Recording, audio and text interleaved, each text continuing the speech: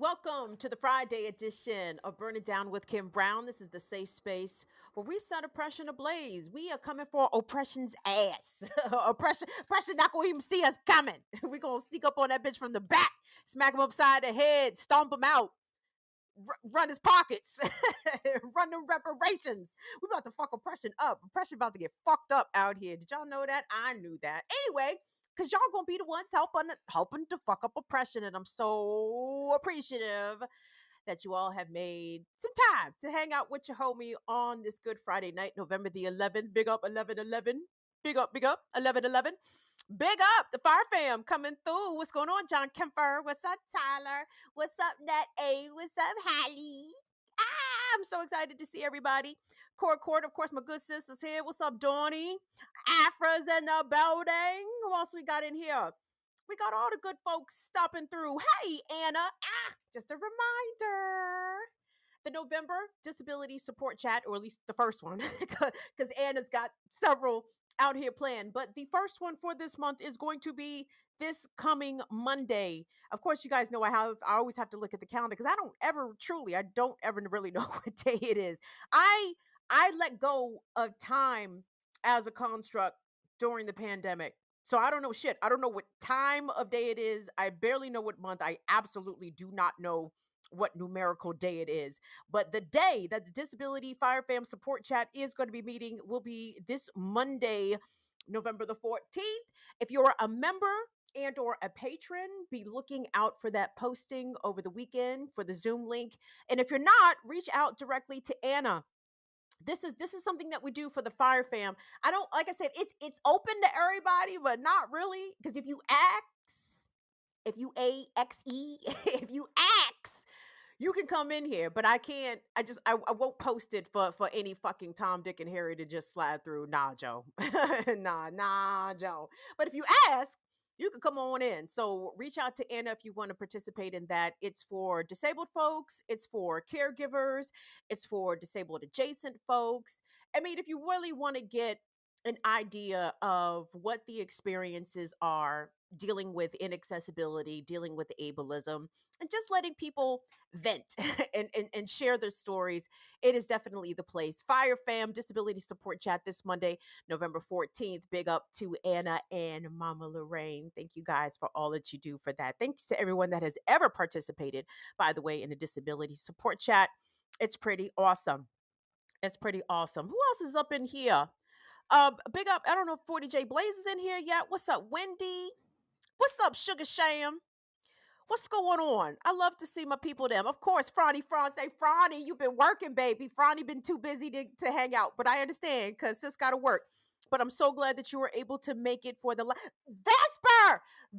Guess who I saw today on Good Day DC? I feel like Vesper's right here in front of me. Vesper, guess who I seen? I saw Flame Monroe. Flame Monroe is in DC this weekend doing a number of comedy shows, and she was really good. She was cracking the anchors up. Flame did a thing. They even asked her about Dave. She gave a pretty good answer. So I thought of Vesper. I said, hey, that's Vesper's homie. Big up Flame Monroe out here in the streets making niggas laugh. I love to see it. What's up, Johnny? Hey, real quick, y'all. We have a great show in store for you today. We're going to be touching on several things. This is really an update show. And big up to Imani Nile. I think it was Imani who said it in a previous chat. I can't remember if it was here or over on BPM. But Imani credited me for following up on stories, and I appreciated that. Because no, I don't just like to report on something and be like, oh, well, I guess that was, my topic for Tuesday. Oh, well, on to the next thing. I mean, in the news business and the news industry, that is, it's quick. News stories are quickly consumed, digested, and thrown away. And we don't usually get a lot of follow up. So I do try to follow up on stories because I'm interested in how the fuck they resolve. And I think you guys are also. So what's up, Big Deal? Tomorrow, you coming on the Remix Morning Show or what? We want to see some of the remixes come out to chat because look, Lucretia has set the bar very high. Lucretia has set the bar extremely high for the BPM remixers chat. So we would love to have more remixers come up and host a thing. And Big Teal, you been there. Big Teal been there. Big up, big Lady Alex. Appreciate your support, baby. What's up, James? James, We need some more flicks, James. We need some more modeling pictures of you in that BPM gear. Them shirts look nice on you. them shirts looked really nice on you, James. We would like to see more of that. Oh, it's Ursula. Oh, goody. Ursula, baby girl. Oh, I'm so happy. Oh, my God. Thank you all so much for showing up. Okay, I have to cut the shout outs now because I will just sit here for 20 fucking minutes and shout everybody out and have conversations with y'all like y'all are sitting here in front of me. But I guess technically you are sitting here in front of me. That's why I call y'all my internet friends. That's why I call y'all my internet friends. So anyway, let's get it popping. What we got on the deck today? On deck, we have a lot of things to get into. So COVID is out here jumping on people. Were y'all aware of this? did you know COVID is out here jumping on people? But the RSV is jumping on the kids, something terrible, to the point where a lot of pediatric ICUs are overwhelmed. And you're seeing a big problem with this, particularly in the province of Ontario in Canada. It has actually reached emergency status, and doctors there are begging for a mask mandate to be reinstated because since COVID, I guess, calmed down, since COVID, I guess, wasn't killing 20,000 people a month, is only killing 13,000 people a month, masks have been abandoned. Mitigation strategies, transmission mitigation strategies have been outright abandoned. And guess what, y'all? There's more than COVID that's out here jumping on people. So I do want us to talk about that and the possibility and the potential for us to be experiencing yet another COVID upswing. And America's just like, damn, dog, that shit look crazy. That's all. That's American public health position. That's crazy. Oh, COVID is out here killing tens of thousands of people still 2 years after the fact. Wow, that's crazy, says Rochelle Walensky from from the Centers for Disease Control. It's a fucking madness. Also, there has been a legal resolution to the murder of 8-year-old Fanta Bility, the 8-year-old girl who was killed outside of a football game in Sharon Hill, Pennsylvania, when 3 officers, just decided to start letting off in a crowd of folks. And a bullet ricocheted, it struck and killed 8-year-old Fanta and also injured her sister in addition. Well, the 3 officers that have been charged have agreed to a plea agreement. I was not too pleased with what they were able to plead to, but from what I understand, and we'll get into the details, the family signed off on this plea agreement. So we'll talk about that and then just underscore once again that police are a threat to public safety more so than they are defenders of public safety. Wow. The other thing I wanted to get into, ooh, of course, how could I forget this? Fucking Dan Snyder. Now, before y'all log off, before y'all leave the room, I know why do I talk about sports? Well, I'm a sports kind of chick. I like sports. I like the foosball and the b-ball and the baseball, juego de baseball. I like all that shit.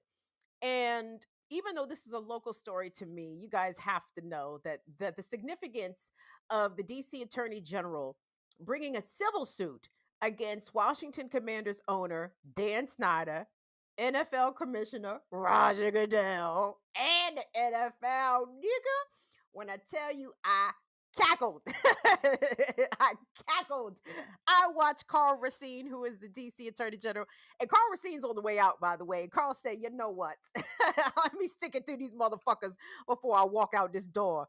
We're gonna get into that because that's a real cute situation that I'm very much here for when the elites are getting clapped at. Do us a favor, everybody. Go ahead and hit like, give us a thumbs up on the video. If you're not already subscribed to the channel, take a moment and subscribe. You can become a member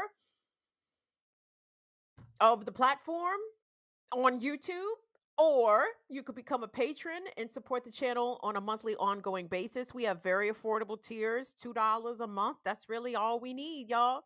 We just need a couple coins to rub together. That's it. That's it. So in any way that you can help with that, we certainly appreciate it. If you want to make a one-time donation to the channel, you could do so. We have all the ways to do that. Cash App, $ BIDWKB, Venmo at BIDWKB, PayPal.me/BIDWKB. And like I said, oh, you could always run a super chats too. Whatever, man. We take whatever. It's fine. It's fine. But I wanted to begin with a little bit of a midterm recap and not nothing too in depth. we not going state by state because at the end of the day, it seemingly doesn't really matter who's in power, with the exception of the abortion issue, of course.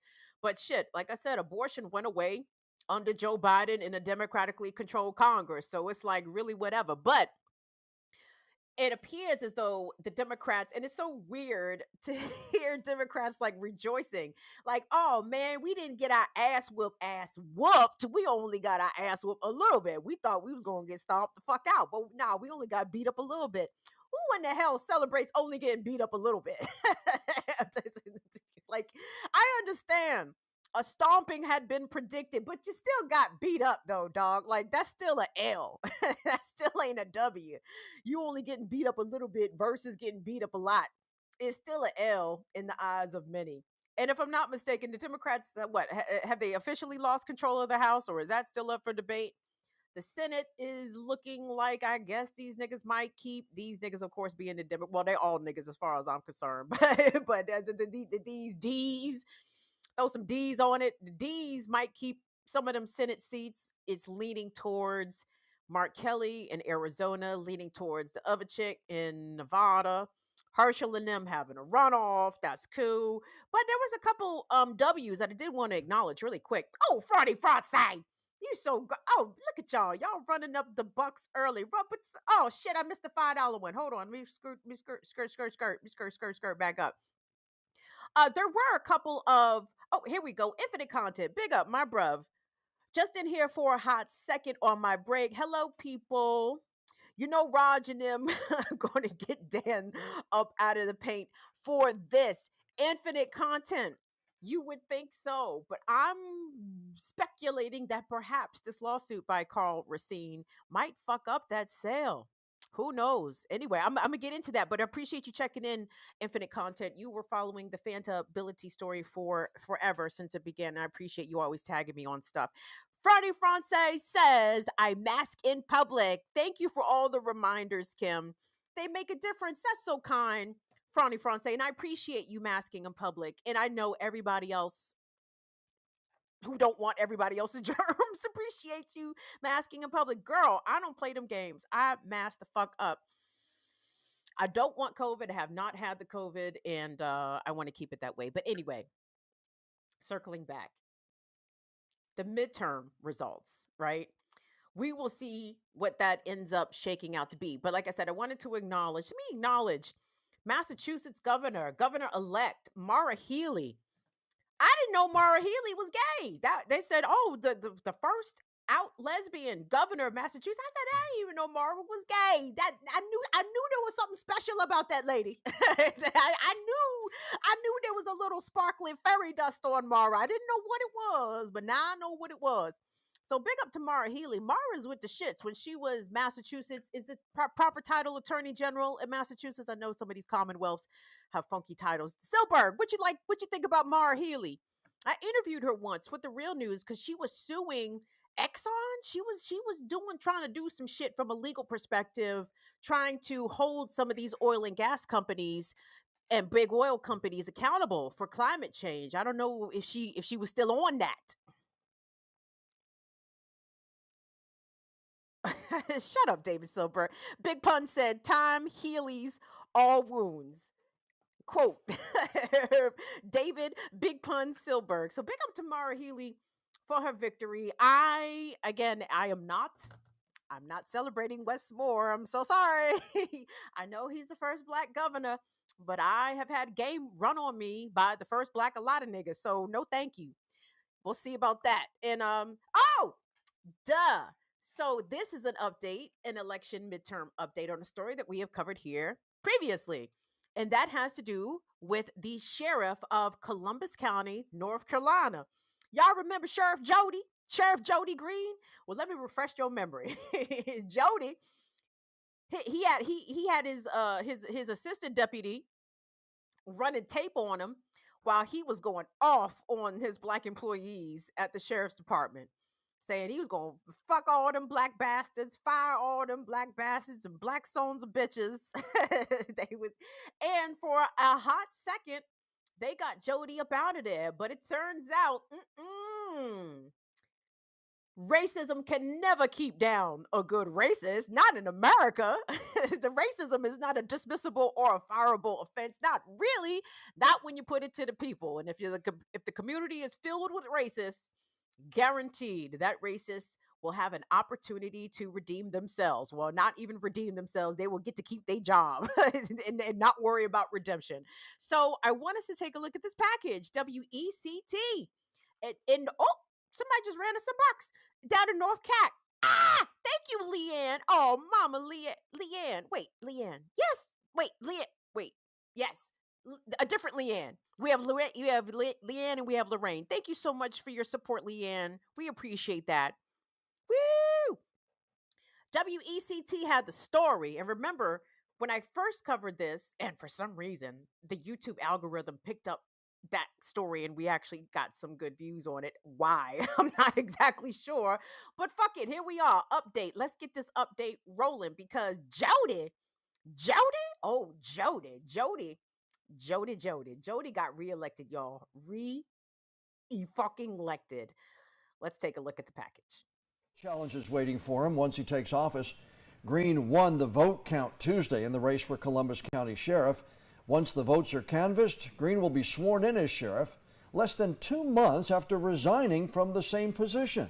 Green resigned prior to a hearing on a petition to remove him from office. Since voters have re-elected Green, District Attorney John David says he will file another petition for removal. WECT's Zach Solon has the latest on what comes next for Green and the Columbus County Sheriff's Office. Zach, if the results hold, Green will be sworn back into office as sheriff on December 5th. That's right, Fran. While we do not know exactly when John David plans to file that new petition, we do know Jody Green likely faces another day in court.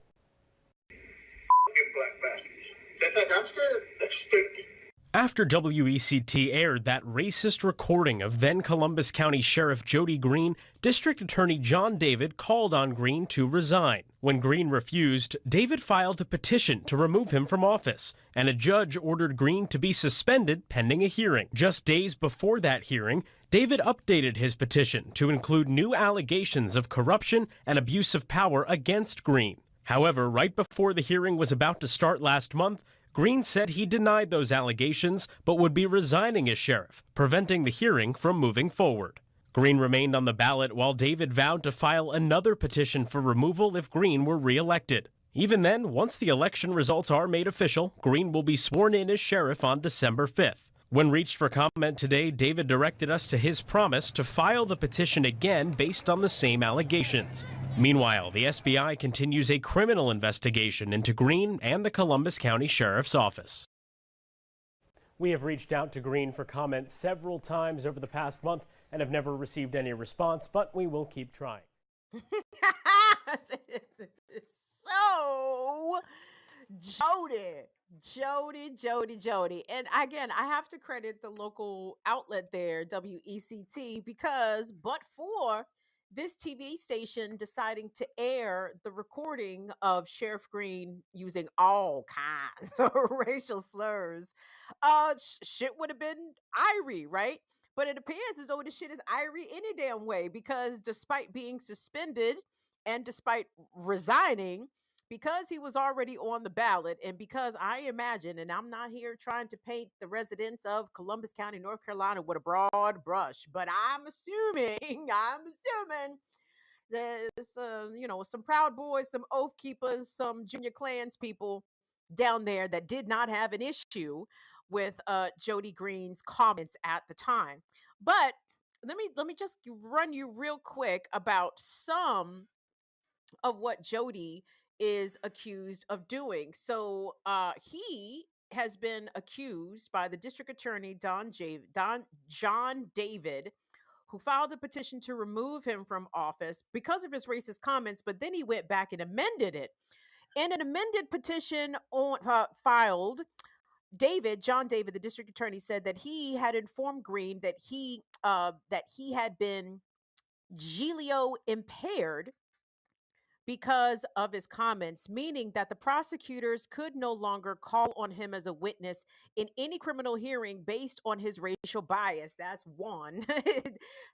That sounds really familiar. Aren't there a number of cities, Baltimore comes to mind, where there are lists of police officers who are not allowed to testify in court because, they have been proven to fucking lie.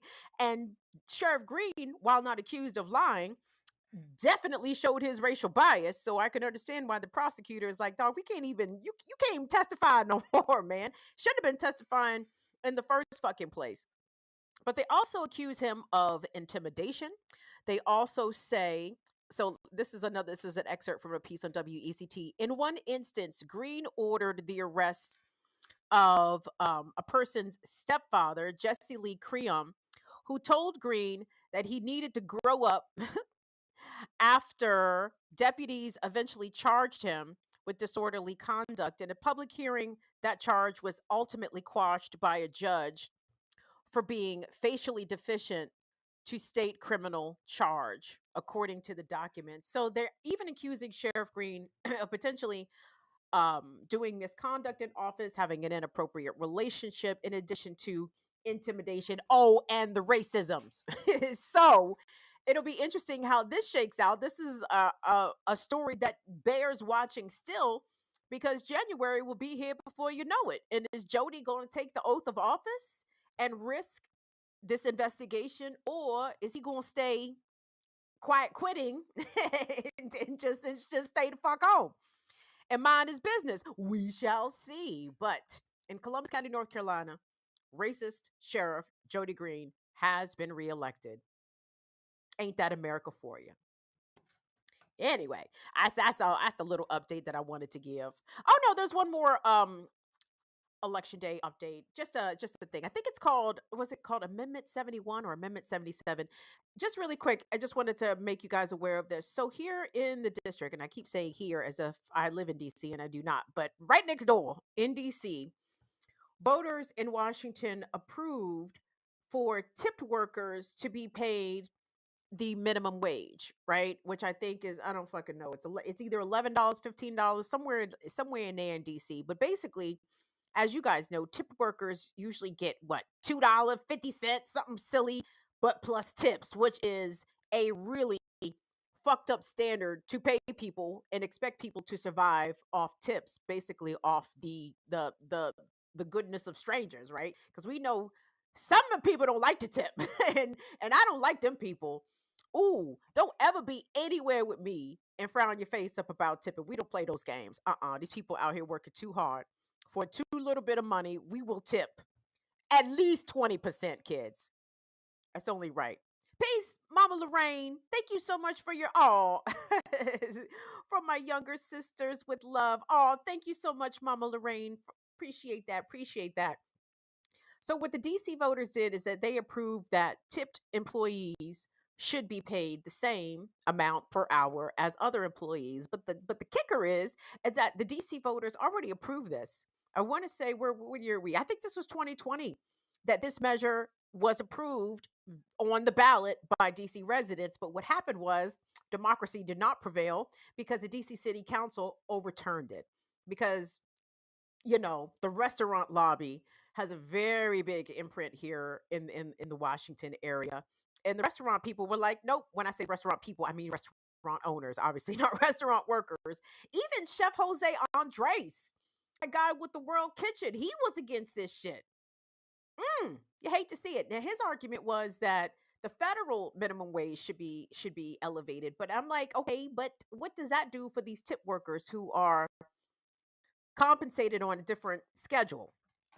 Anyway, so that passed. So we hope that the DC City Council will not again usurp the will of democracy, because again, democracy don't really mean shit in America. It's just some shit to say.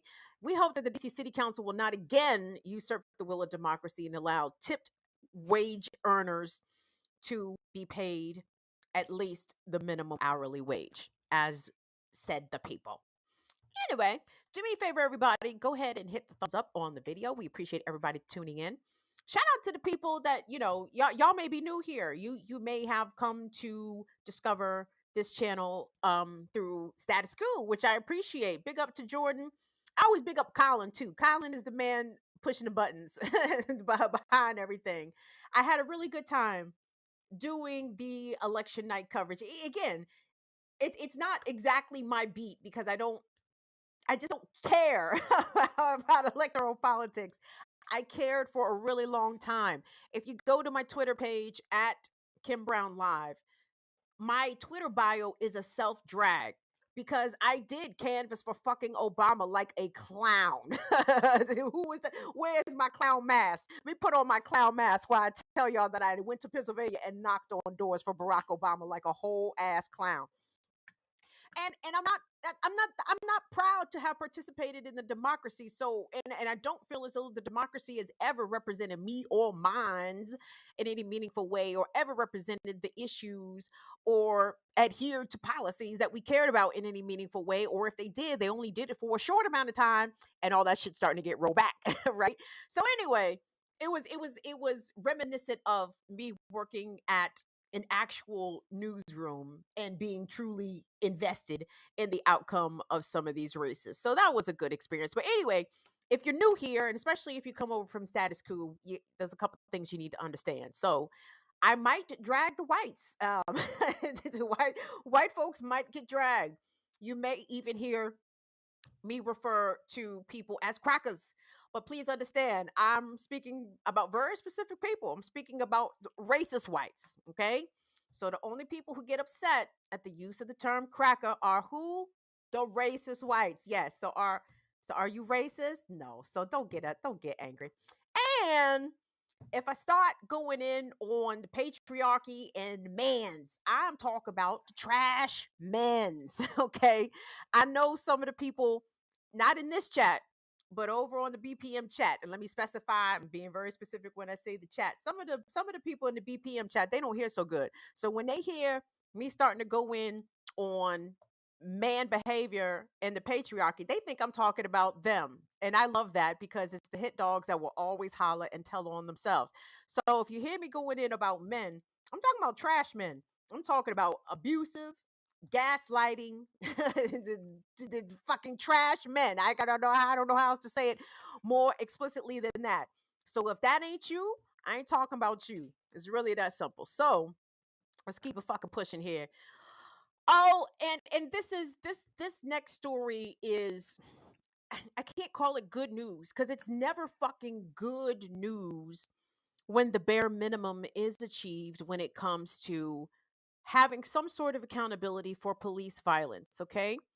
So, over the summer, we experienced, pardon me, this was actually August of 2021.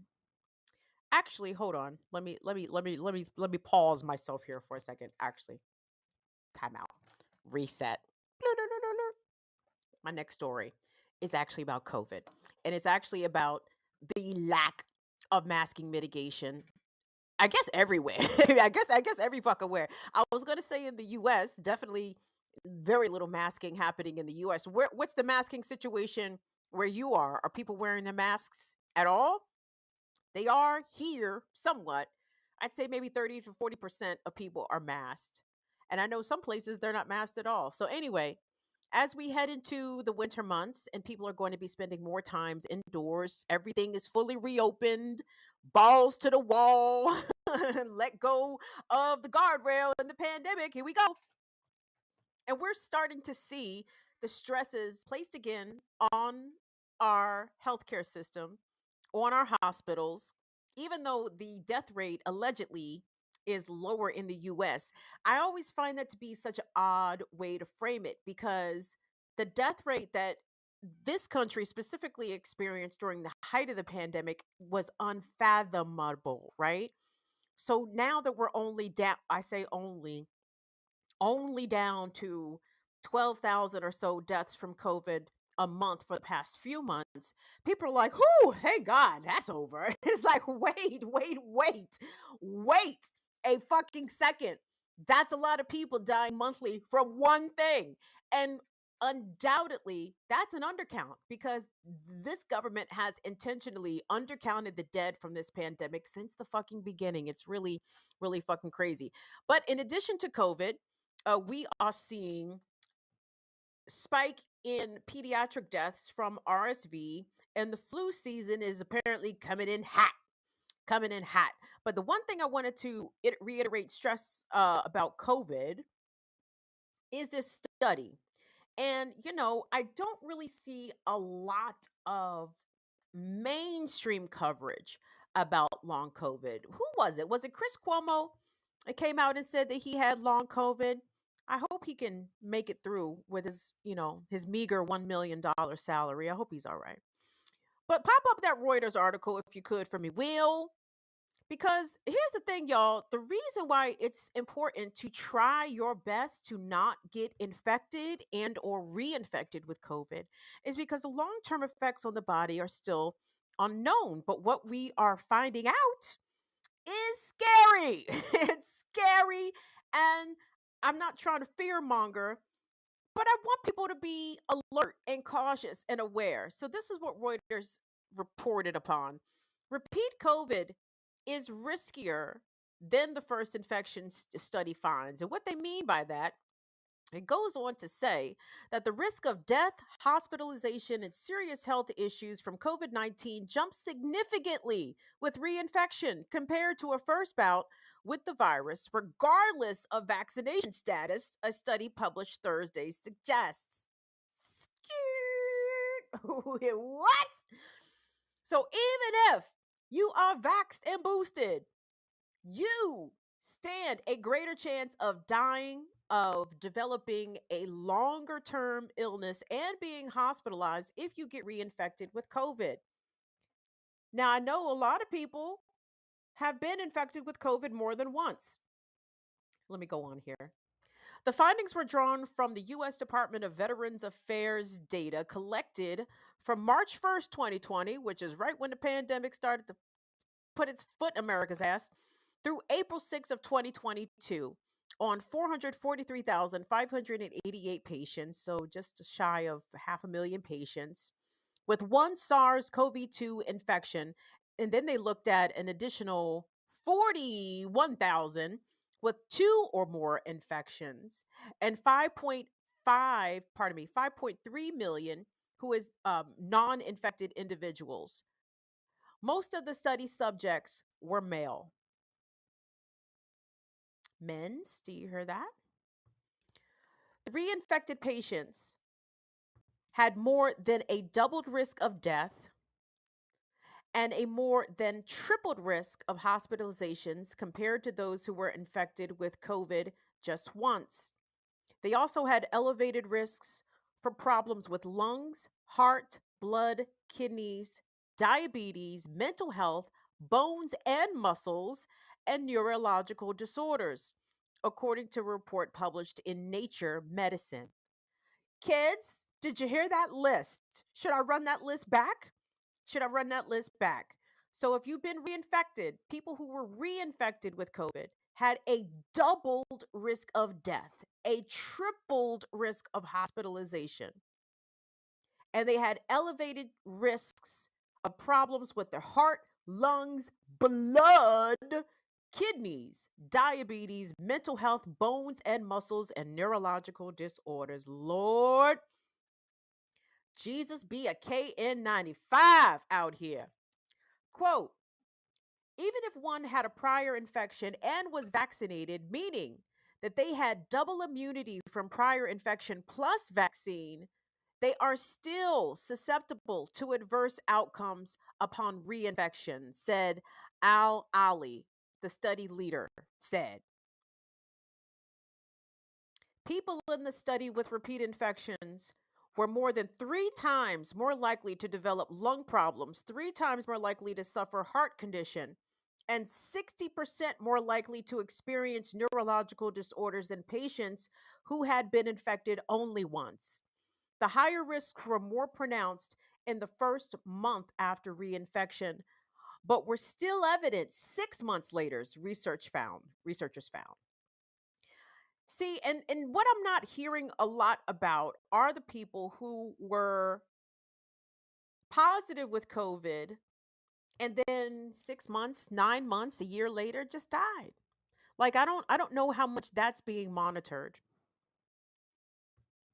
So here's the caveat. So experts not involved with the study said the VA population does not reflect the general population, which is accurate. Patients at the VA facilities are generally older, sicker people, often men, a group that would typically have more than normal health complications, said John Moore, who was a professor of microbiology and immunology at Medical College in New York.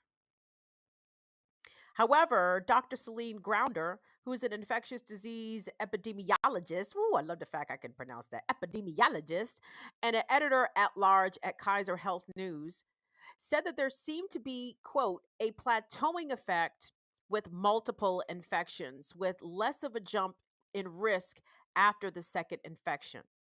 Quote, the good news is there are better people that the better the people are protected with immunity, likely the risk of developing some of the complications will be lower over time, she added. But I don't know about that because if we're not trying to stem the transmission of the virus, the likelihood that people will be infected and reinfected is ongoing. Like that doesn't go away. Quote, we had started seeing a lot of patients coming into the clinic with an air of invincibility, he told Reuters. They wondered, does getting a reinfection really matter? The answer is yes, it absolutely does. Who said that? Dr. Al Ali. Yeah. Dr. Al Ali cautioned that people should not let their guard down. And that is where I'm truly concerned. And it seems as though America, well, fuck it, North America, because we're gonna throw Canada in this bitch too, because Canada, they're just slightly less ignorant Americans. I mean, just a smidge less ignorant Americans, with a cleaner country, of course. But still, white supremacists all day. Make no mistake about that. Colony all day, and they behave as such. But anyway, I digress. But anyway, so while not COVID, the RSV is doing a number on the Canadian healthcare system. And the reason I'm putting the COVID story and the RSV together is because these are airborne viruses. So the same way that masking helped to curve somewhat the further infection of COVID, the reason why the flu season last year and the year before were significantly less than in years prior was because of masking. And the RSV is transmitted the same way in the fucking air, and it is batting these children up. Do you hear me? Some of these kids are out here taking very, very serious L's. And I want us to actually look at this video that was posted by one of the head doctors at Canada's CHEO Hospital, which is located in Ottawa, in the nation's capital. And CHEO is known as a children's hospital. They treat children, they have a pediatric ICU, but in recent weeks, they're running out of pediatric ICU beds.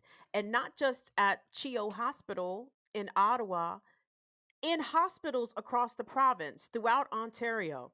And just to give some context about the significance of Ontario to the whole of Canada, Canada's entire population is about 37 million people, okay? The population of the province of Ontario is just under, I think, 15 million, which is about almost 40% ish of the entire population of the country. So a lot of people live in Ontario. So they're turning kids away from the Ottawa hospital and trying to send them to other places throughout the province, other hospitals. But these kids are being turned away because there is literally not enough beds. And they have had to actually restructure sending children 14, I think, and older are now going to adult ICUs. But I'm going to let this doctor break it on down for us because this is pretty crazy. They said it's unprecedented. There is no other better word to describe this crisis at CHIO. Yesterday, we reassigned our surgical day unit and redeployed clinicians from all areas of the hospital to open a second pediatric intensive care unit. Okay. And let's be clear, y'all, ICU is not there to make you better. If you in the ICU, they're there to try to save your life. Like they're there just to simply keep you alive.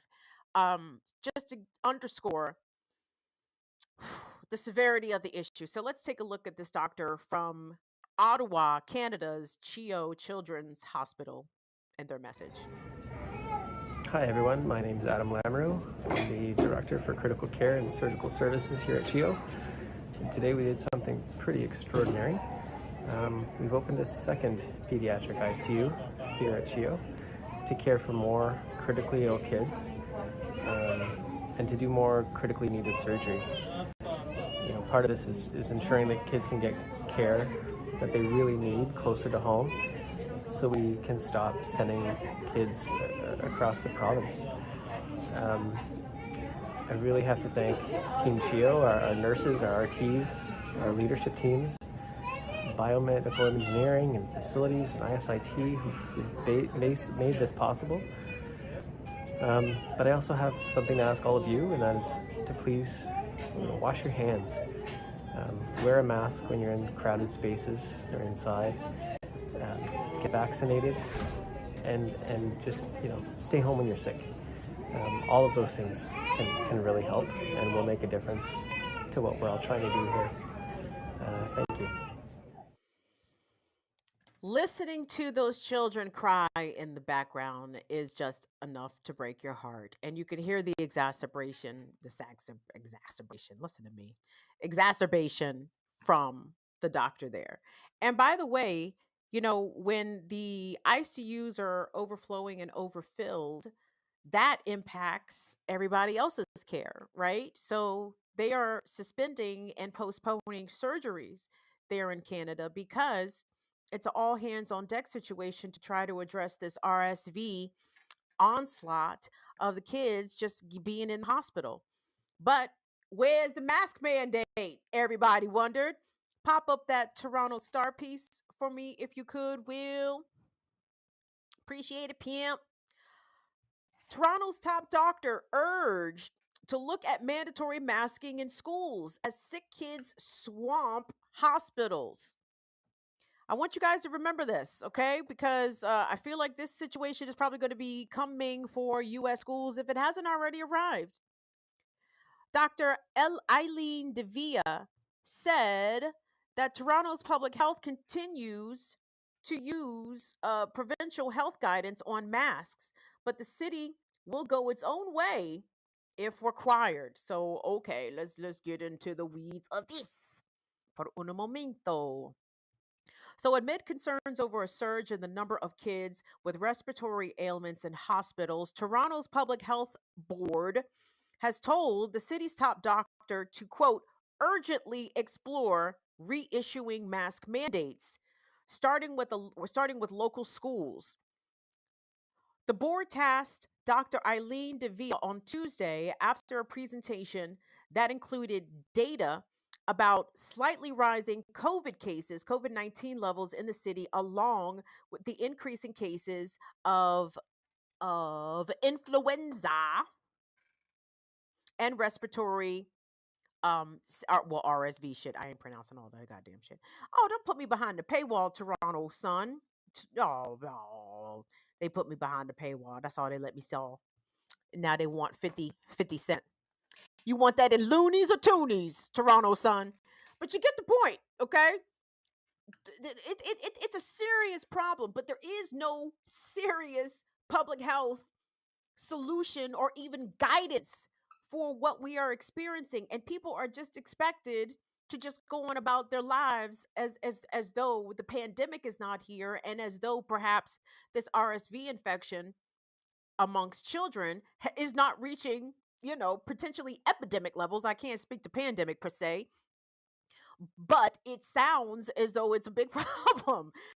But reinstating masking is not even a potential solution because, like I said, them Canadian whites and them U.S. whites, they got a lot in common, and they don't like to be told what to do. And the Canadians, I think, are a little bit better about it. The US is completely obstinate, but the Canadians are completely obstinate too, because we saw, if you guys remember, the trucker takeover of Canada's capital, of Ottawa, when they were trying to do the masking stuff, the vaccine stuff. uh some of them whites got ornery. They got obstinate. They said, no, we're not gonna take it. Oh no, we're not gonna take it. Every time I see obstinate whites, I just imagine that's what they have playing in their head on a loop. We're not gonna take it anymore. Ever again. America's next, everybody. America's next. And we're not getting no good advice out here. And even the ones who are giving the advice are not following it themselves, right? Dr. Michelle Walensky, who is the head of the Centers for Disease Control herself, I believe had contracted COVID 2 times within a relatively short amount of time. I want to say she perhaps became infected twice with COVID in less than a month's time. And guess what? She was out of work for more than 5 days. Okay. It wasn't no, Rochelle, you've been out 5 days, Rochelle. It's time to come back into the office. Rochelle said, no, I'm sick. I have to stay home. But the problem is, most of us don't have that option anymore because your jobs are not giving you any paid time off for COVID sickness, right? If you are sick with COVID, they want you back within them 5 days. No questions asked. And I don't know how responsive physicians and GPs, like your regular doctor, is. Are doctors being good about giving out people's doctor's notes and shit? Like, I'm fucking sick, or my child is sick. When you live in a country with no social safety net, sickness is is the line of demarcation. Okay, that is the line of delineation between either alive or dead, or housed or not housed, or able to eat versus not able to eat. Because if you don't have the type of job that allows for you to be sick and still be paid, you're fucked. You're fucked. And even if you have a salaried position, a lot of these companies, they want people back in the office unmasked. It is so frustrating to live in a really stupid place. I mean, really stupid. And to America's credit, America's not the stupidest one out here. Well, pardon me. Let me rephrase. No, no, no. I definitely think America's the stupidest one out here. Let me run that back. America's not the only stupid one out here. Definitely the stupidest, but not the only stupid one out here. Molly's over in Germany, and she said hardly anyone is masking in Berlin anymore. Then, so all we can do is muster as much personal responsibility as we can, because we're not going to get any help from our employers. We're not going to get any help from the government. It's not coming, right? We are on your own out here. I guess like any other fucking illness in America, you're on your own. If you got diabetes, on your own. If you got cancer, on your own. If you're pregnant, definitely on your own. So I can just say this story in conclusion and just tell y'all what I've been telling y'all. Please wear your masks inside, please, and get the good mask. Not them cloth joints. Them joints, them shits ain't gonna cut it no more, kids. We got to get us some good masks out here and wear them inside, and encourage your family and your friends to wear masks. And I understand how reluctant and resistant people are to masks for a variety of reasons, because usually the masked people in the space are in the minority, and people are questioning, why are you wearing a mask, or giving people weird looks as to why they're masked. Please don't explain yourself to fucking people, man. You can wear your mask as much as you want to. We are in a pandemic. The pandemic has not resolved itself. No credible World Health Authority has said that the COVID-19 pandemic is over, because it's not. There's no evidence that it is. We just don't talk about it like we used to. We're just not taking the same precautions that we used to. That is what's changed. COVID has not changed per se, and maybe it's not killing as many people. But with the results of some of these studies, my concern about the effectiveness of the vaccines is elevated. I have been double boosted or whatever the fuck.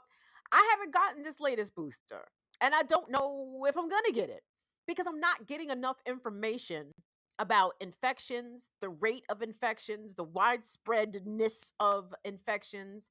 I don't know enough about whatever the fuck mutations this latest Pfizer vaccine is supposed to guard against. I think it's supposed to include vaccine protections against both the Delta and the Omicron variant. Nigga, are we still doing Delta and Omicron? I don't know. Have we moved on to the meta or whatever the next the Scrabble variant of COVID? Like, are we there? Does it even make any sense to get vaccinated for Delta and Omicron if we have already moved past those specific mutations? So again, we're just not getting enough information. The information is not going to be forthcoming.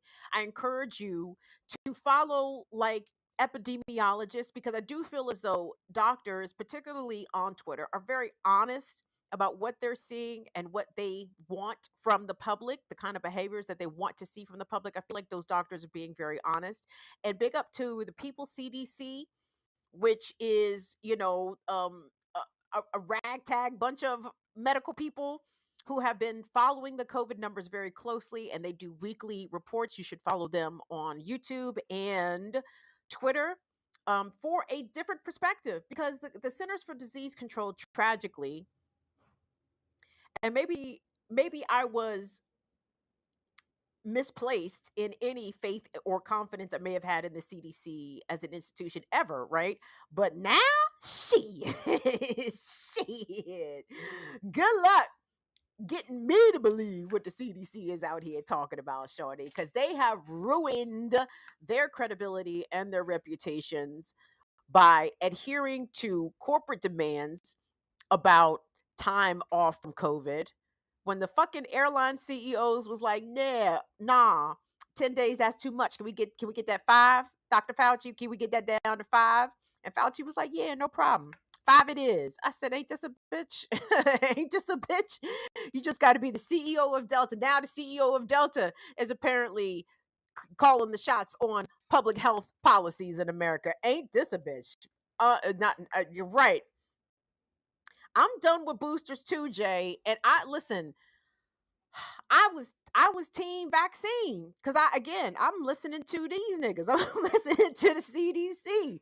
I ain't listening to the CDC no more. I don't know. I'm getting that goddamn booster. But anyway, y'all, COVID and RSV out here jumping on people. The RSV is jumping on the kids in a very bad way. So if you have children in your life, especially those who are small, those that are infants, whose immune system is still developing and they have not been exposed to a lot of things, consider masking around the infants and the babies, because there may not be a bed for them.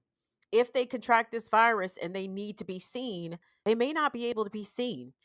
And that's bad. The last thing I want to say about this is that, when COVID was at its height, like killing a lot of people in 2020 and 2021, and the schools were closed and we were in lockdown, a lot of people said, if COVID was jumping on kids like this, we would have a different response, right? And I disagree. I disagree, because if COVID plus RSV, if these things start running through American public schools, let's say, and kids are hospitalized and kids are out of school, and God forbid some children die, you're not going to see any change in the policy, because at the end of the day, the kids are not the valuable ones to the labor force. It is their parents, it is the adults. So anything that can be done to make sure that adults get to work will be done. But whether or not these same urgencies will be put forth in policies that will protect children, kids don't really contribute to the economy.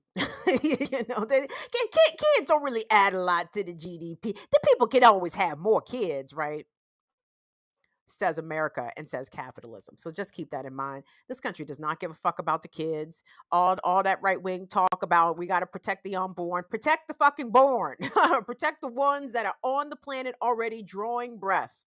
But you know, that would be too much like right. Anyway, do us a favor. Hit the thing. Peace, Just Tess. What's up, Desiree? Love to see y'all in here. Who was that? Screen Arts Media. Love to see you in here. Come on in here. Aggressive Progressive. Love to see it. Super Patriot. Come on in here. Super Patriot. Your name always makes me I always feel a little I'm like Super Patriot in the right place. But fuck it, Super Patriot, you been in here and I ain't seen you said anything wayward. So you cool, bro. You cool. Or cis or non-binary. You fine. Anyway, what's up, Phil? Come on in here. Hit the like on the video, kids, if you haven't already, please and thank you. Subscribe to the channel. Tell a friend to tell a friend, biatch. We appreciate all the support we can get here at Burn It Down with Kim Brown. Also, guys, don't forget, subscribe to the other joints that I be at, too. Big up to the Black Power Media Squad. Y'all already know what it is. BPM is killing them out here. BPM is like 20,500 subscribers. So appreciate everyone that helped that channel get to that benchmark. If you haven't subscribed to BPM, please take a moment to do so. And big up to Jordan. Big up to Status Cool. Status Cuckoo. I think I just say cuckoo because I'm cuckoo for Cocoa Puffs, whatever. But Status Cool is dope. And Jordan had some really good election night coverage happening. So support the independent channels as much as you can. At least with the free stuff. With the follows, the likes, the subscribes, whatever. Where are we going? Oh, right. Fuck. You guys know I report about stories that I don't really like to report about. And I don't know what I tell myself to try to talk about these stories that I really don't want to talk about, because it's important to be aware and informed that, you know, bad things happen, and sometimes the resolutions are not exactly what we want them to be, but such is life, right? So there has been a resolution in the case of the police killing of 8-year-old Fanta Bility of Sharon Hill, Pennsylvania. In August of 2021, Fanta was at a football game when police started letting off. The police said that they thought that they heard gunshots coming from a particular direction. But these dumb motherfuckers didn't really know what direction the gunshots were coming from. But of course, that didn't stop them from just letting off. As a football game is letting out, where there are dozens, potentially hundreds of people, children, high school football game. Let me be clear about that. A high school football game. So there's nothing but kids and parents out there. And these stupid, reckless, uncaring cops just started letting off, and they ended up killing this girl with a bullet. I want us to take a look. Let's go back in time for a bit. I want us to look back actually in August, this past August, because I want us to look back and then we'll look forward about what the current news is. But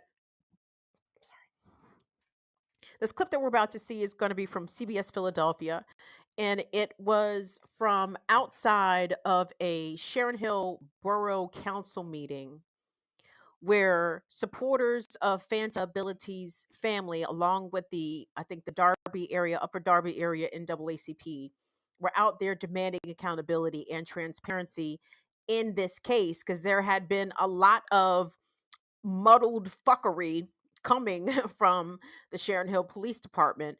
And let's take a look. Let's take a look at the pressure from the community, and then I'll come back with the result. The message is clear out here tonight. The NAACP and advocates for Fanta and her family, they want transparency, and they want to know that this community is safe. Take a look over my shoulder behind me. You can see a small group of protesters has now started to gather. They have signs that read Black Lives Matter and Justice for Fanta.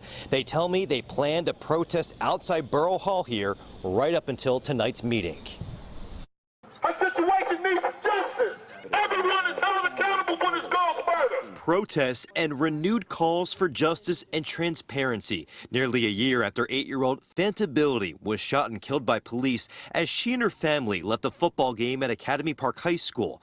3 Sharon Hill officers fired near a crowd after hearing gunfire. We want to know what is happening. Are there going to be consequences as to what happened? Now the NAACP is calling out Sharon Hill's mayor and police chief, demanding the policies and procedures for Sharon Hill officers when responding to an active shooter incident, and what training and retraining officers are receiving since Fanta was killed. It is imperative that all the residents and the general public know that our officers are properly trained. The Darby area NAACP said it made a public request for this information on August 2nd, but still hasn't received any information. Now, a letter has been sent to the mayor and police chief with these demands. We need to be able to know that our children and our families are safe in this community, and no one is safe as long as there is no accountability taking place in Delaware County. 3 weeks ago, an administrative probe into the department's use of force was released, but 85% of it was redacted. The officers have been fired and criminally charged, but the NAACP says it wants more accountability and an unredacted report released. This information will not bring Fanta back, but it will allow us, the residents in our community, to feel safer. Thank you so much, Jess Tess, for your generous super chat. Jess says, I appreciate your reluctant journalism, Kim. There's nobody that breaks bad news and understands it like you. Appreciate you. Jess, I do appreciate that. I really do. I don't relish reporting on these kinds of stories. I don't do this for clicks. I think you guys have figured that out by now, right? Like, if I did it for clicks, we would be doing way more clicky shit, right? But that's not what we do here. We have to bring the actual factual news. Pop up that Inquirer piece for me, Will. So there's been a resolution to this story, you guys. 3 former Sharon Hill police officers pleaded guilty in Fanta Billy's fatal shooting. Okay, but it's not. The reason I'm very iffy on this is, well, I'll tell you. Fuck it. Here we go. So the 3 former Sharon Hill police officers who opened fire at a high school football game back in August of 2021, killing 8-year-old Fanta Billy and wounding 3 others, including her sister, pleaded guilty to reckless endangerment on Thursday during a crowded hearing in Media, Pennsylvania. Brian Devaney, 42, Sean Dolan, 26, and Devin Smith, 35, remain free on bail while awaiting their sentencing by Delaware County Judge Margaret J. Amoroso in January. Their pleas were negotiated with the district attorney's office, meant that more serious charges of manslaughter and involuntary manslaughter will be dismissed.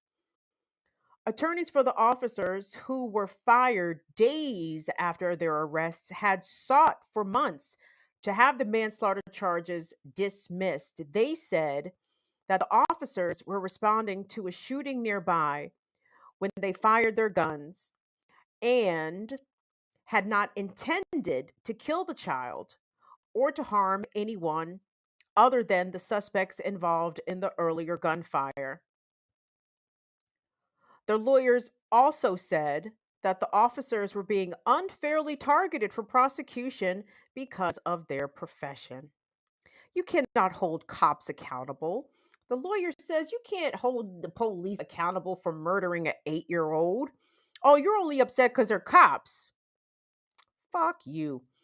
Judge Amoroso declined to dismiss the manslaughter charges back in September, setting the stage for a trial.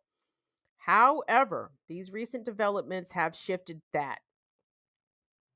So on Thursday's plea deal, Deputy District Attorney Douglas Rhodes said during the hearing came in consultation with Fanta's family, who saw it as an opportunity for an appropriate conclusion. Yes, as an appropriate conclusion to the criminal case. The Bility's family had publicly called for justice and accountability for the child's death. So after the hearing, his voice thick with emotion, Fanta's uncle, Abu Bility, said, quote, "The hurt caused by Sharon Hill Borough and its police department has overcome our family with tremendous grief." He said that the family is still struggling with Fanta's loss and that to them, the plea deal was an opportunity to find closure amid all the grief. Quote, "It's critically important for our family to begin the healing process.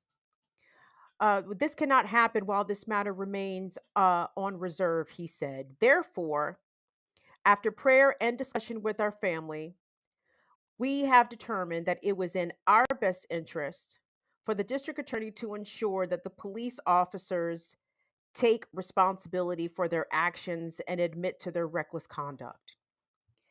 I want to go down here a little more to kind of give you guys, if you weren't familiar with this story, it was really outrageous. So the Inquirer piece continues. Fanta was struck with one of 25 bullets fired by officers Devaney, Dolan, and Smith as dozens of people were leaving an exhibition game between the Academy Park High School and Pennsbury. She had attended the game with her family in part because she was there to watch her older sister Mawata's first performance as a cheerleader. She died in the arms of her mother, Tanae Chroma, amid the chaos of stampeding bystanders trying to find safety. Listen to what these fucking dumbass cops did. Devaney, Dolan, and Smith declined to testify before a grand jury. Yeah. The grand jury was impaneled. No. Hold on. Okay, here we go. So some of their colleagues, the police officers' colleagues, have shed some light on what happened that night. The three officers who were stationed near the stadium's exit, monitoring the crowd, they heard gunfire, which was about a block away. They mistakenly believed that the source of the shots was a Chevrolet Impala that had stopped suddenly or stopped abruptly in front of them outside of the stadium. Okay, according to the grand jury testimony, according to the grand jury presentation filed in the case. The officer's bullets riddled the vehicle, shattering windows and ricocheting off of its frame. One of those stray bullets flew beyond the car and into the crowd where it struck Fanta. Three other people, including Fanta's sister, Mamasu, who was 12, was injured. Investigators later learned that the officers were mistaken. The shots were fired by two teenagers nearby, Angelo A.J. Ford and Hussein Strand, who police say started a gunfight after an argument at the stadium escalated. So these cops were initially trying to say that these two teenagers were the ones that fired the bullet that ended up killing Fanta Bility. And they were going to ride with that shit. I even think Infinite, you still in here? They charged some kids. They were trying to charge them kids with murder. But they quickly had to walk that back. And when it was finally determined whose gun fired the bullet that killed Fanta, is when the police were charged and then they were summarily fired. I don't think they have spent any time in jail. They have been free on bond. And now they're going to plead guilty to reckless endangerment. And when I saw what the plea agreement was, oh, my face frowned up. I said, oh, no, no. But reading the quote from Fanta's family, I want whatever they want. I want whatever the family wants. I can't even begin to put myself in their shoes. Losing an 8-year-old like that at a football game, like a very supposedly wholesome family activity, marred by violence, gun violence, starting around the corner, but then just escalating and taken to the worst possible conclusion with the police firing willy-nilly. 25 bullets. That's 24 bullets, y'all. Y'all ever heard gunfire? I mean, seriously, like when you hear bullets being fired, you usually start counting, right? Like even if it's like bow, bow, bow, bow, bow, bow, bow, it's like, all right, well, that was like 6, right? 25 bullets. These 3 fucking wayward ass, irresponsible, reckless cops fired. 25 into a crowd and didn't even know who the fuck they were shooting at. And I can respect the organizers, and I think it was one of the representatives from the Darby area NAACP. You know, they're demanding accountability, they're demanding transparency, they're demanding that these officers be trained and retrained. And it's like, y'all, there is no amount of training, okay? There is no amount of training. These cops are fucking cowboys. They just want to shoot first and ask questions later. They don't consider public safety. How could anybody think that these Sharon Hill police officers had public safety in mind when they just started firing randomly while there's a crowd of people? I still want to extend always our condolences to Fanta's family because I can't even imagine. I cannot even imagine. And while I don't think that they have filed a civil suit, I would expect one is coming. But at the end of the day, it doesn't even fucking matter because there's no. Do you think these people? Let me just throw a number out there. Let's say they get $5 million. Now, do you think they would want $5 million or their 8-year-old back? Like that's not even a fair proposition, right? That goes without saying. They don't give a fuck about that $5 million. They want their baby back, and it's because police were out here reckless and uncaring about where their bullets ended up landing, and then try to deny it, and then try to put it on other people. Just a madness. So this story does have a resolution. So there's that. Where am I going here? What's up, Big Teal? There is no organized crime without organized police. Say that, Red Sea. All big facts. All big facts. Did I have any other stories or was that over? I was kind of I was putting the show together. I was a little bit in a daze. Oh, duh. Let me get to the story so I can turn y'all loose. God damn, it's 8:15. Y'all ain't tell me. Will, you ain't say nothing. I didn't know it was 8:15. I'm just sitting here yammering off at the mouth. Well, let me get in and get out on this last story because this one, you know, if you love to see the elites uncomfortable, look no further than this story with Dan Snyder. When I say uncomfortable, I just mean slightly uncomfortable. Dan Snyder's still chilling on his $90 million yacht on the south of France in his ginormous mansion that News Chopper 4 will fly over and like, look at Dan Snyder's big, beautiful house. And I'm like, get off his dick. Get off his dick. He's a piece of shit. Get off his fucking dick. Anyway, let's talk about Dan Snyder, y'all. Dan Snyder, if you don't know Dan Snyder is the beleaguered owner of the Washington Commanders. Dan Snyder has owned the team since 1997, and I believe most fans of the Washington football franchise would agree that Dan Snyder has run the franchise into the fucking ground. The franchise has, I think, been to the playoffs maybe 3 times in this past 25 years. They have not won shit. They've been through, I don't know, 15, 16 quarterbacks, maybe about the same number of head coaches. It's been a disaster. It's been a disaster.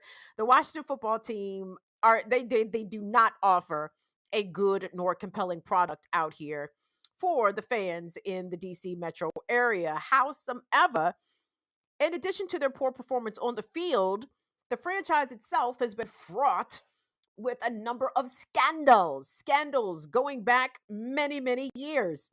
Allegations of a hostile work environment, sexual harassment, Dan Snyder just being a rich prick.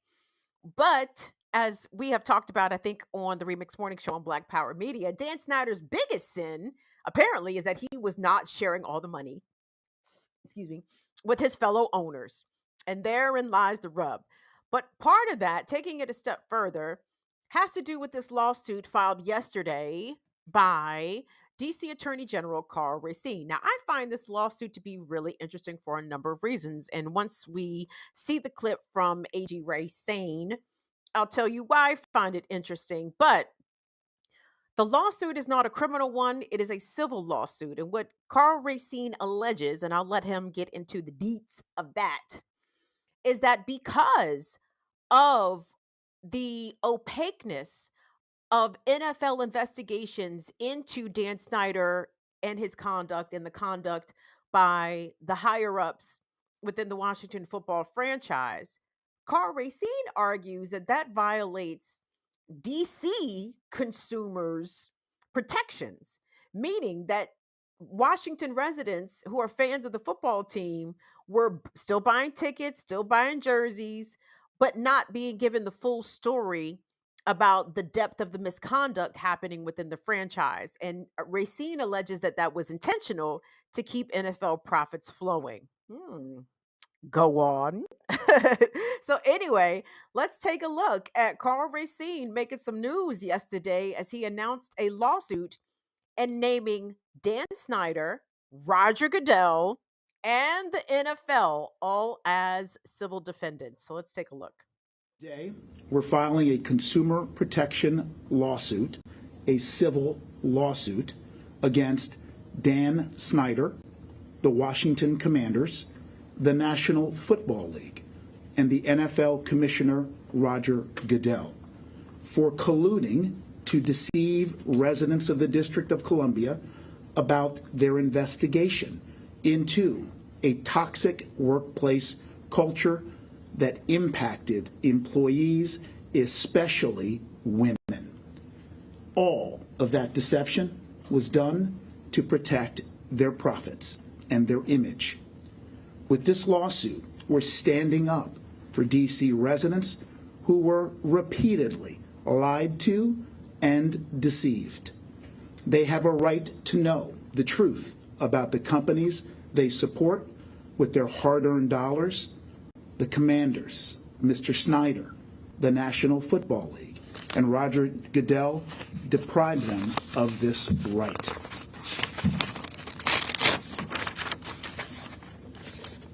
Since the fall of 2021, we've been carefully and thoroughly investigating the Washington Commanders and Mr. Snyder related to allegations of sexual harassment and workplace misconduct and the circumstances around the NFL's so-called independent investigation into these allegations. We've interviewed numerous witnesses, including former team employees who witnessed and experienced the conduct at issue. We reviewed thousands of internal documents produced by the Commanders and the National Football League, including emails. What we found, what the evidence overwhelmingly established, what we will prove in court, is clear wrongdoing and violations of DC residents' consumer rights. The defendants lied about what they knew, and then they lied about what they were going to do about it, all in the service of protecting image and profit. First, we allege that Mr. Snyder lied to DC consumers when he denied knowing anything about the allegations of a hostile work environment and culture of sexual harassment. In fact, the evidence shows Mr. Snyder was not only aware of the toxic culture within his organization, he encouraged it and he participated in it. Mr. Snyder exerted a high level of personal control over everything the Commanders did, and his misconduct gave others permission to treat women in the same demeaning manner. Now, I'm glad that somebody gives a fuck about the women, right? And I'm certainly not 100% apprised of AG Racine's motives here. as you can imagine, the Commanders issued a very scathing statement where they talk about Carl Racine trying to make what they call, quote, splashy headlines on his way out the door. And this is a really interesting kind of lawsuit because Carl Racine is on his way out the door. So I'm like, well, is your successor going to pick up this mantle of this lawsuit, or are you doing this just to make a name, a bigger name, I guess, for yourself on your way out the door? I hope that they do pursue this to the ends because for every alleged civil violation, Racine is seeking a monetary damage. So potentially, if Dan Snyder is in the football team and the NFL and Goodell, if they're all found guilty, civilly guilty, again, this is not a criminal case because the football team does not have any sort of physical imprint within Washington, D.C. proper. FedEx Field is located in Maryland. The team headquarters are located in Ashburn, Virginia. And actually, Carl Racine urged the attorneys generals of both Maryland and Virginia to get with these niggas criminally because he says that, it's not in his purview or his jurisdiction to make criminal charges, but he is encouraging Maryland and Virginia to perhaps look into that.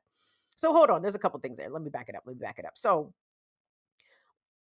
the Commanders made a scathing response, and they also said something to the effect of, it would be awesome. They didn't say it would be awesome, but I'm paraphrasing. They said, it would be awesome if Attorney General Racine was more interested in capturing the shooters of one of our football players. Now, I'm not sure if you guys remember this or even heard about it, but maybe about 6 weeks ago, maybe, yes, let's say it's fucking 6 weeks, not quite 2 months ago, rookie running back Brian Robinson was shot during a robbery attempt right down there on 8th Street, Northeast, the 8th Street corridor.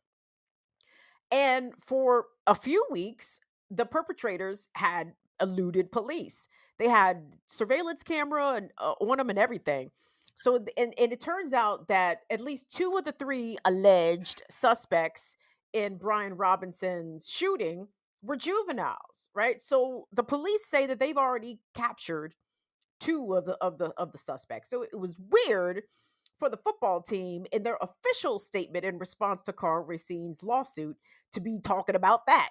And Brian Robinson's agent came out and tweeted something to the effect like, I really thought the Commanders were doing a good job of handling this situation that happened to Brian up until they put out that statement.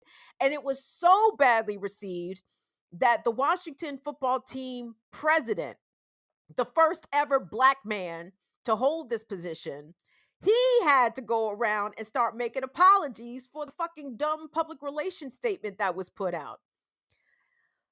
A madness. So, getting back to what Infinite Content's comments were towards the top of the show, when I mentioned that I would be talking about this, he said that they're trying to get Dan Snyder up out of there, which it sounds as though the NFL does.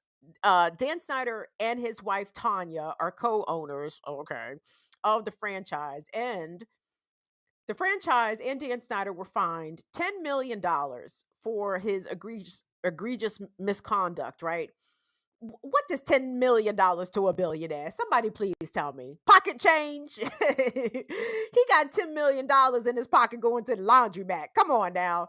What's $10 million to a billionaire? Jack shit. So that wasn't much of no goddamn punishment for Dan Snyder and all of his many years of sexual harassment and worker intimidation and fostering a hostile work environment, et cetera, et cetera. But I'm concerned, and I think some other fans of the team who are desperate for Dan Snyder to relinquish control of this franchise are afraid that this lawsuit could actually complicate things. That the franchise itself is already extremely toxic, everybody knows, but it is somewhat profitable, right? Dan Snyder could command anywhere between 5 and 6, I've heard as high as $7 billion for this franchise. I'm still not convinced he's going to sell. I know he's clearly getting the press because he talked all that shit. He's getting the press from the other owners to sell because he talked all that shit. Talk about I got tape on everybody. Dan Snyder said, I'm gonna let the chopper sing. I got my PIs tailing everybody, running tape on everybody, setting up everybody with hookers. We got it. We got everything. And I'm sure the owners was like, oh, really, nigga? Really? We got some shit on you too. And all of a sudden, Dan and Tanya was like, we're exploring our options now to sell the franchise. I am curious as to whether or not this franchise is ever going to get sold by Dan Snyder for the simple fact that he's a racist motherfucker, okay? And the talk about potentially Byron Allen making a bid for the franchise. I'm hearing that Jeff Bezos, Jay-Z, Matthew McConaughey could make a bid for it. And, Dan Snyder's a petty little man. He probably doesn't like Jeff Bezos because Jeff Bezos has more money than him. Well, we don't like Jeff Bezos either, but for different reasons, right? And Jay-Z, Dan Snyder's racist. So I'm sure he don't want some blackie picking up his franchise. He definitely don't want that. Who else? Oh, the other blackie, fucking Byron Allen. He don't want that. He do not want that. So I don't know. I'm not convinced that the franchise is going to get sold, but the revelation of this lawsuit should be really interesting. And I'm not even sure if the lawsuit is going to continue to be followed through upon after Racine leaves office. So something to talk about, something to mention, something to potentially keep an eye on as the elites squabble amongst themselves. And I hope they bring each other down. And Smokey is letting me know, and Bagheera are letting me know that is our time. That is our time, everybody. So truly, we had a nice crowd in here tonight, y'all. I want to thank you all for making some time to come on through, to hang out with your homie. I really appreciate it, you guys. We have been on the air almost 3 years come January officially, because just December is when we took the reins over from the Real News, December of 2020. And we have been independent out here since December 31st, basically, of 2020. So we're coming up on 3 years, very close. So I just want to thank everybody that has been here with us, that has discovered us, that has supported us, that has run us bucks, that has showed up in the chat night in, night out, giving us likes and comments. Tyler, I'm thinking about you. What's up, Yipper99? What's up, Gamandis? Come on now. I could run the list down. You see Court in the building. You see Afra in the building. You see Ursula Baptiste staying up way past her bedtime in the UK. You see it. I just love y'all to pieces. I'm just so grateful. Thank you all for when y'all go different places, y'all take up for me sometimes. Like I just want to thank y'all. Like truly, truly, truly, from the bottom of my heart. I could not ask for a more compassionate, empathetic, fiery, passionate, informed audience than that is with us tonight, and everybody that's going to watch this later. So I just wanted to take a moment to thank you guys, because y'all are the fucking shit. Y'all are the shit. So do us a favor.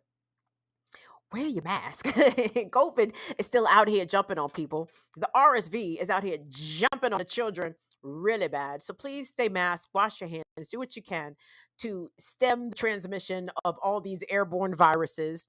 Please be safe out here this weekend. We want to send our thoughts going out to the folks in Florida, even though it seemed to be mostly rich folks who were losing their houses from that Category 1 hurricane. But you see what these Cat 1 storms are doing to places, y'all. So we got to start looking out for each other. The more, the merrier, the better. Yep. So we'll see y'all back here on Tuesday for another episode of Burn It Down with Kim Brown. Please don't forget, Tuesday, Wednesday, Thursday mornings is the Remix Morning Show on Black Power Media starting at 8 a.m. Eastern. Wednesdays, I know I was off this past Wednesday, but this Wednesday, or upcoming Wednesday, you can catch me back on Status Quo Wednesdays, 5 p.m. Eastern. And that's always a fun time. So thank you all so much. What up, Phil? Peace, Phil Winter. Thank you. Did I already shout you out, Wendy? Thank you, Red Sea. I appreciate y'all. What's up? Oh, Court, you're the greatest. Latif, I know you busy. We'll see you. Big up to Chuck Diesel as well, who's here in spirit. It's all great.